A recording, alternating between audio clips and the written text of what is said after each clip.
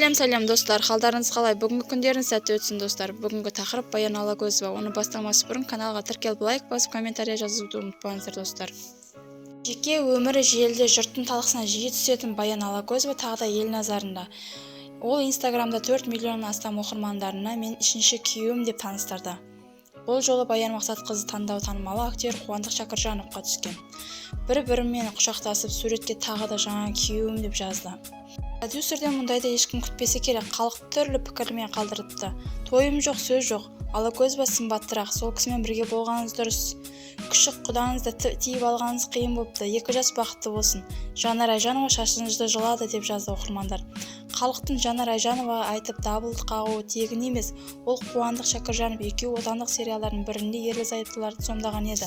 Баянды құшағына қысып, бақыттан басы айналып, актер түрлі пікірлер жазып жатыр. Қуандық бақытты, Қуандық сенде арман жоқ. Қуандық аға мұндай әйелмен көрсе не болар екен әйелі.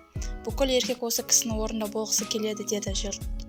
Десек те Баян мен Қуандықтың құшақтасып түскен бұл сурет түсірілім алаңында кадрде болуы мүмкін. Әлеуметтік желіде Баян Мақсатқызы тағы да жұрттың назарында. Алагөзованың айтуынша төсекте жалаңаш жатқан жігіт оның жас көңілдесі екен. Елді елең еткен бұл бейнежазба түсірілім алаңында таспаланған. Танымал продюсер бой көрсететін жаңа жобада Баянның көңілдесі актер Шерхан сомдайды. Төсекте жалаңаш жатқан жігіттің Алагөзова Инстаграм парақшасының сторис бөлімінде жүктеген. "Мен бүгін қандай әйел екенін түсінбей тұрмын. Бағана актер Қуандық Шакіржановпен түсірілім алаңда оның ғашығын сомдасам, енді мына жерде менің кинодағы жас көңілдесім тұр. Міне жалаңаш актер төсекте жатыр. Шерхан бұтыңды жап, ұятсыз" деп Баян Алагөзова Инстаграм парақшасында сторисінде айқайлады. Соңына дейін тыңдағандарыңызға көп рахмет. Лайк басып, комментарий жазуды ұмытпаңыздар достар.